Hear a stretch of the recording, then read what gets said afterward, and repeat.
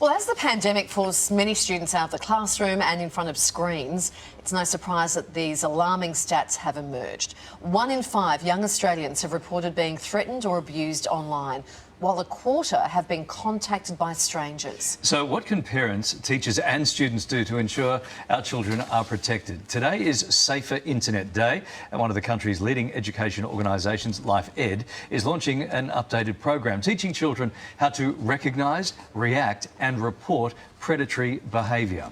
To take us through all of this, we welcome Lisa Woodward, Learning Manager from LifeEd. Welcome to you. Lovely to see you. Thank you. A quarter of Aussie parents don't feel equipped with the knowledge to protect their children online.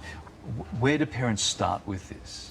Well, the first thing, I guess, is to get some information for themselves. So I'm going to plug our website. lifeed.org.au is a great website. The eSafety Commissioner's website is fantastic. But really, the best place for parents, to start is to talk to their kids. Right. Yeah, sit and start those conversations. Find out what their kids are doing online. You know, are they having fun? What do they see as the risks? And talk to other parents as well. Yes, a font of knowledge, other parents. Yes. This program helps kids aged between 8 to 10, and we're talking about the 3 R's. So recognise, react, report online behaviour. Let's start with the recognise. So recognise, it's a language that's used not just by us but by other organisations who are doing child protection. So it's recognising the clues that our bodies give us that something may not be quite right. So it might be the feeling the butterflies in the stomach, the heart beating faster, the sweaty palms, all of those sorts of things. Our body is letting us know something's not quite right. And it's about putting it in language that kids understand. Absolutely, yes. Okay. Yeah, child appropriate. Now, what's your advice for students when they're online, they see something like, they get a reaction to that? What do they do then? Yeah. This is the second R, the react. Yes, the react. And look, it's going to happen. It's not a matter of if our kids are going to have these experiences, it's when. So the first thing, we just talked about the recognise, those feelings are big feelings, right? So we need our kids to be able to calm down. So the first thing is just to stop. Regulate our emotions, because if our emotions are big, we can't think clearly.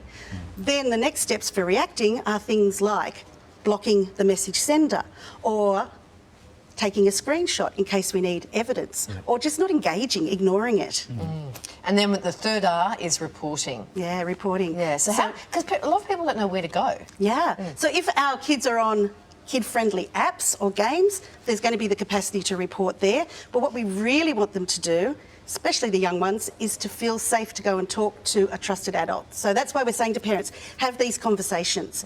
Have that door open for that line of communication so that kids can feel comfortable to come and talk to you, even when things aren't very nice, and know that you're not going to completely lose it, you're not going to freak out. Yeah. You know, it's a safe place. Plenty of kids making lots of mistakes with their personal information online, right? So what's the best way to protect that? Yeah, so having them actually on games and apps that are age appropriate, because there will be some safety settings in there that will prevent them from getting themselves into trouble, but we can't rely on that alone. So parents need to work with kids, we do at Healthy Harold, LifeEd, schools do, you know, to make sure that kids know what information is private and personal and what is and isn't appropriate to share online. Okay, yesterday we learned that if elected, the Labor government would roll out a $6 million digital licence program to all Australian students. What does this mean in reality? Is it a good idea? Does it actually do much? Look, I don't know about you, but I remember getting my pen licence and that was a huge thing, and I had to work really hard to prove that I was worthy of a pen licence. So I don't see anything different really with a digital licence. It's a program in place. So, you know, all of us as a community, parents, teachers, the media, government initiatives, we all work together. Healthy Harold, we're just one part of keeping kids safe. So important that we keep talking about it. We're glad that you came in this morning. Thanks so much. Thank you. All right, for more information about LifeEd's cyber safety programs, just head to our website. Such important work you're doing. Thank you.